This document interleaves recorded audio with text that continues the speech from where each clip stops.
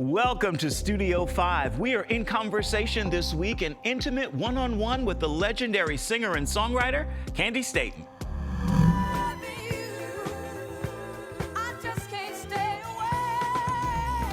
A sweet blend of disco, R&B, and gospel.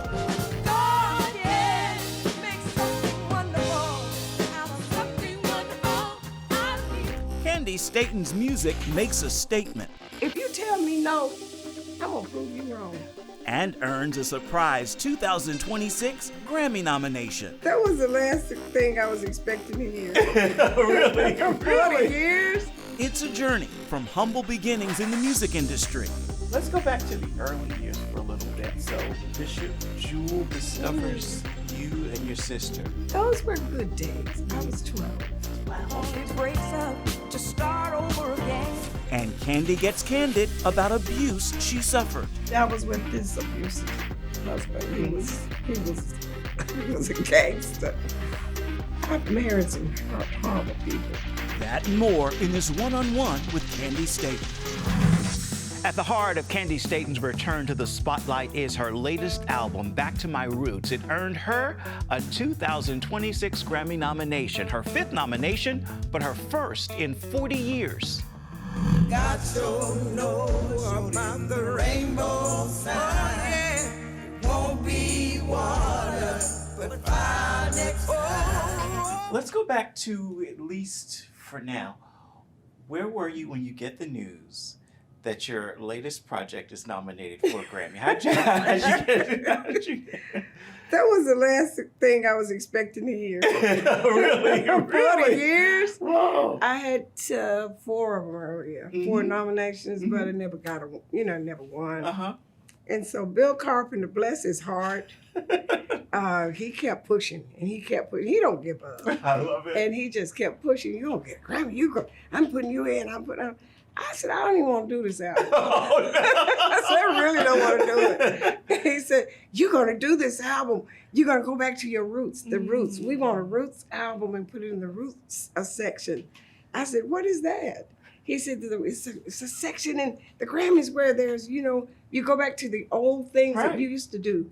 And you do the songs and you go back. We did It's Gonna Rain, Yes. Mama's song, my mother's song. Yes, uh-huh. And we went back to all that Peace in the Valley with my sister Maggie. Yes. And I wrote quite a few of the songs. One of the songs that really touched me, I guess, I don't know why it did, because it's so mean.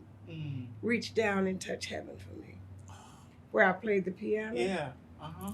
And everybody think God is up there, but he's down there. Yeah, with you. With people that's begging for bread, people that don't have places to live, people that are hungry, people that are begging, people that just don't have it together. They're on the verge of suicide. That's where Jesus is. That's where the Holy Spirit comes in. Yeah. Right there. And that's where we come in as his advocates. And we reach down there and we pick them up and we give to them and we help them. That makes him happy. Yes. That's his heaven. He says That's it's the his least heaven. of these. For the least of these, do it unto the least of these. And that's what we do. That's my joy. I will say, while we're talking about the tracks on the project, one that makes me cry is not you singing, but when you talk about 1963. Oh my God. Yes, I was there. We were guests at this local church. And we were in Birmingham. At the time, I was married to my kid's father.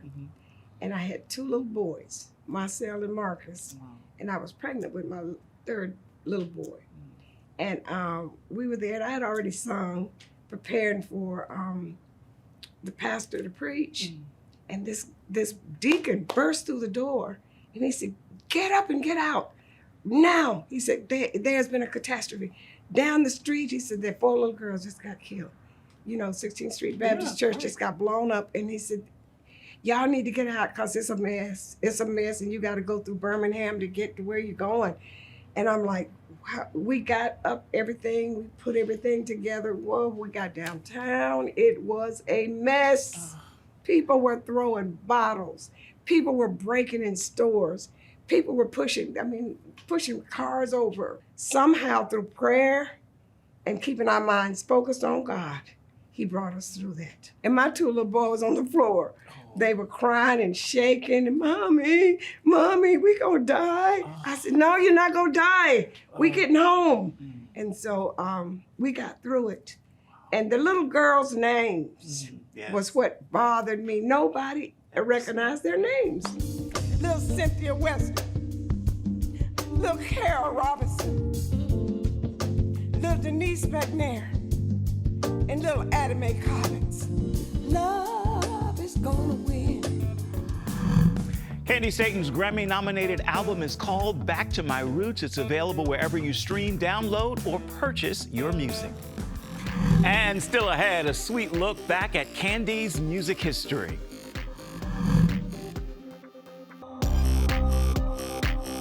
Studio 5 is expanding on YouTube, and you can help us to grow the platform by subscribing. Simply search Studio 5 with Efrem Graham. There you will discover the latest in uplifting entertainment, exclusive first looks on the latest films, music, and lifestyle content, plus one-on-one interviews with some of your favorite actors and recording artists. Simply search Studio 5 with Efrem Graham on YouTube. Please do it today. And welcome back to our candid conversation, a one-on-one with Candi Staton. We mentioned she began her music journey 7 decades ago, and it all started with the group Jewel Gospel Trio.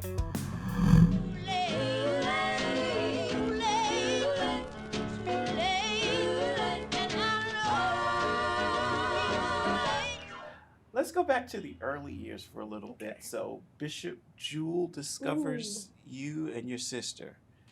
Yeah. And starts you guys off. Jewel Gospel Trio. Yeah. Mm-hmm.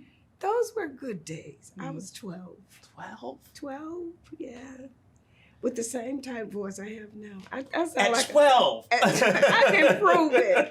If you go up on the internet, you can bring down some of the songs that the Jewel Gospel Trio did. I think you still got them up there someplace. You can find them. Okay. And we had perfect harmony. And the good thing, we had a full-fledged band in the 50s. Now everybody gonna say, we started the bands. No, you didn't. Stop lying. You know you didn't have no band in the 50s. Yeah. They wouldn't let bands in churches. You know, they said that was the devil's music. Right, that's right. But Bishop Jewel, her whole church was like, you thought you was at a disco when you went into her church, because we be dancing, honey, all in front. We had a guitar player, drummer, keyboards, gospel steel. Oh, wow. And keyboard. I mean, we had it going on. I love it. And so my sister-in-law took us to the church, and they had a Tuesday night. On Tuesday nights, they had contest, and they called us up that night. We tore it up. I love it. We started singing. The folks started dancing. I looked around, the Swanee Quintet, the Blind Boys. Oh, wow. Ruth Davis and the Davis Sisters, the Caravans, everybody was standing behind us as we tore the place down with the music. We had 3 little girls. All 3 of us had lead voices. My sister had a lead voice. I had just 3 lead voices, and the youngest was 9, and I was 12. My sister was 14. Wow. And so we wore socks and petticoats and little ponytails and bangs, and we looked like little children. Oh. And we get out there with a band like that, we was a phenomenon.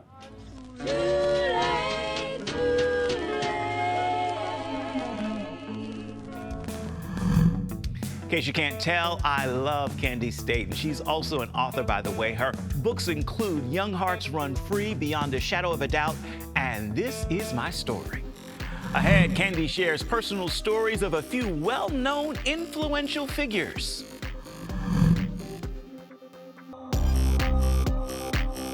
Studio 5 is expanding on YouTube, and you can help us to grow the platform by subscribing. Simply search Studio 5 with Efrem Graham. There you will discover the latest in uplifting entertainment, exclusive first looks on the latest films, music, and lifestyle content, plus one-on-one interviews with some of your favorite actors and recording artists. Simply search Studio 5 with Efrem Graham on YouTube. Please do it today. Young Hearts Run Free is a familiar tune heard around the world. Candi released it back in 1976. She's got quite an emotional connection to the song, and she understands why it still resonates with audiences today. You'll get the babies, but you won't have your man. While he's busy loving every woman that he can. Young Hearts Run Free. You're still known for it. You've got the kids Always singing will. it now. That song will never go. It'll never go out. And you were It'll just be telling there a forever. story about yourself to Mr. Crawford, and he. No, well, actually, I was with this abusive husband. He Mhm. was a gangster. I've married some horrible people. Mhm. But you know what? It was all in my journey to make me strong as I am today. Everything you go through, God allows that to make you stronger, and you don't back down. You don't say no. I fight. I'm a fighter. I'm a warrior. The man said he would kill my children. He would kill my mama. He would kill everybody if I left him. And I was scared of him. I was so scared of him. I didn't know I couldn't leave him because he promised to kill my kids and everything. And he was horrible. And David was my first producer with Warner Brothers. And I would sit there and talk to him. I said, David, hey man, what can I do with this? I said, his guy said he was gonna kill my kids. And he said, he'd be writing. He just kept writing. I'm like, what is he writing? He said, yeah. Well, you're gonna be all right. I said, yeah, I hope so. I said, but I said, he got me afraid. I said, this is the first one I ever been really afraid of. But he kept writing. He just kept writing. David had fasted 40 days. And he said, I asked God to give me a song that would never go away. Give me a song that would never go away. He said, this song will never end. You're gonna have a song forever. Generations after generations will be able to sing this song. So he went in the studio and he said, you go to lunch, go to lunch.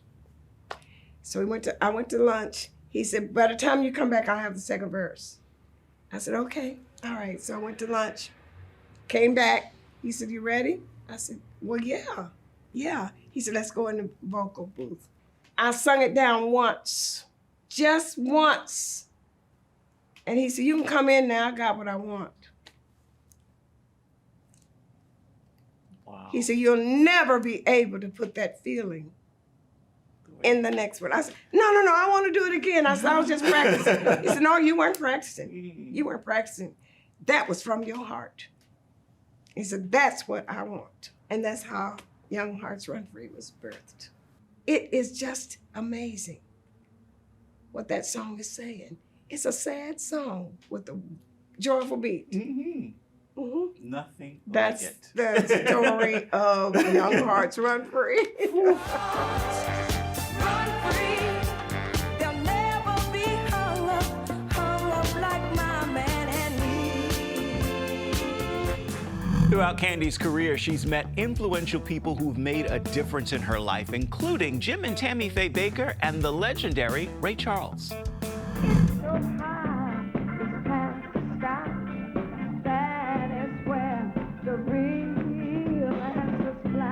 Let me name a few people for you and just get your reaction because I know you have connection to them. Ray Charles. Oh, gosh. Oh, my goodness, Ray. I opened for him at the Aladdin for 5 days. And we became good friends in 5 days. That's when I was drinking. The Lord delivered me from alcohol. I was in alcoholic for 13 years, but God delivered me from that. I used to go down to his dressing room every night. We would spend an hour before I went on before him. And he would order amaretto and coffee in a thermos. And we'd sit there and drink amaretto and coffee. and we get a little tipsy, you know. And he said, you know you're female Ray Charles. I said, what? What are you saying? Yeah, I said, what are you talking about? He said, you sing gospel, you're part gospel, country, and R&B. And you mix them somehow together like I do. And it comes out very soulful.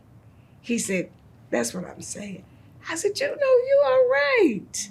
And I loved him, and I got a chance to walk him to the stage in New York for the last time. He died probably a year later. I was at his dressing room. I was on the show with the David Guest had a lot of us on the show that night. And I walked him to the dressing room. I knocked on the door. I said, Ray. He said, yeah. I said, tell Ray Candi Staton's out here, want to see him. He said, wait a minute. Wait till I put my pants on. He said, I'll be right out. I wanted to walk me to the stage. And I did. I walked him and I had him like this, you know, on his arm. And we talked. I said, how are you really doing? Because his feet were swollen. Yeah. And he had on house shoes, you know. And I said, how you really doing? And I talked to him about God. I said, do you really know the Lord? I said, I want you to know Jesus. I said, you know, we don't know when God's going to call us home, but I really want you to know him. Ray, I want to spend eternity with you. And so I walked him to the stage. We sat there for a moment and talked, and they called him home. I went back to my dressing room, but I knew him so well. I loved Ray. I'm so much in love with you. All I ever want to do is thank you, baby. Candi is still relevant. Her Grammy-nominated album, again, is called Back to My Roots. It's available wherever you purchase your music material.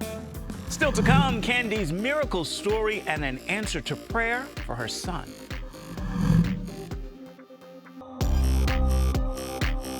Studio 5 is expanding on YouTube, and you can help us to grow the platform by subscribing. Simply search Studio 5 with Efrem Graham. There you will discover the latest in uplifting entertainment, exclusive first looks on the latest films, music, and lifestyle content, plus one-on-one interviews with some of your favorite actors and recording artists. Simply search Studio 5 with Efrem Graham on YouTube. Please do it today. Welcome back to my one-on-one conversation with Candi Staton. She shares how the power of God helped her son, Terry, who was involved in an accident. It was grace that brought me. It brought me safe. My baby son was ran over by a car, and he was drugged like three feet. And that's the greatest miracle I've ever seen in my life. It's my son, Terry. He was 2, going on 3. And he was going in the back of the car, and my ex-husband didn't see him, and he drugged him about 3 feet. And all the skin on one side of his face was off. The skin was completely off. And I stood him up, and he would just flop to the ground. And I stood him up again, he flopped to the ground. I said, Jesus, what am I supposed to do? Because that church didn't believe in doctors. I looked up to the sky and I said, Lord, what am I supposed to do? I said, you mean to tell me you want me to take this little boy? He said, I am going to heal him. And he said it so plain, it was almost audible. I'm going to heal him. So we went on, I wrapped him up, kind of wiped him off. He was all dirty. I took his little clothes and wrapped him up in a blanket, and he was just humming like, doing that. And so I knew he was in pain. He was in shock as well. But you know what? We brought him back to the home, but now the DJ wanted to call the police on us. And a deacon went in there and said, I wouldn't touch that if I were you. And he stopped calling the police. I passed three emergency rooms. Could have taken to any of them. But I believed God. It was so real. He said, I'm going to heal him. And I said, okay, you said you're going to heal him. You're going to heal him. Wow. So I brought him back home, and he was still whining. And he could only use one of his elbows to, and he drug himself like a broken cat. You know, like a cat. When he's broken down, he would whine and go across the bed like this. And I said, I never left his side. I just stood there and prayed in the spirit. I just prayed, God, when you gonna heal him? And so about 3 o'clock that morning, the saints came by and they prayed over him and they sung songs and they just sat there and I'm telling you, I didn't sleep. At about 3 a.m. in the morning, this old country preacher, never been on TV before in his life, just on the radio, got his overalls on. I went through the corn patch to knock on his door. He lived about a couple of, maybe a half a mile, maybe not even that far, maybe a fourth of a mile somewhere. I went through the corn patch, 3 o'clock in the morning, knocked on his door. I said, L. Williams, I said, you got to come, he's worse. He said, I'll be there in a minute. Just as calm. That's when I learned timing. There is a difference in you just laying hands on somebody and thinking they're gonna get healed. There is timing. God, it's timing. Yeah. And Elder William knew timing. So he put on his old overalls and came back. We had a big picture window. That's when we had a picture window. And I'm sitting there on the couch and he said, bring that boy here. He was crying. And I took him and sat him in his lap. He sat there in his lap and he was just whining. He was just crying. I was like, just what are you waiting on? And he was just sitting there. And he was like, no, it's gonna be it was in October. He said, it's gonna be a cold winter. I said, it ain't about winter, it's about, why you go there? You go in the winter. When you got to heal this boy needs you, Jesus. And he was like, yeah, it's getting cold out there. I said, yes, sir, it sure is. And I said, okay. So in a few minutes, he said, he just looked up and he said, he hit him in his back. Heal in the name of Jesus. He said, now go run to your mama.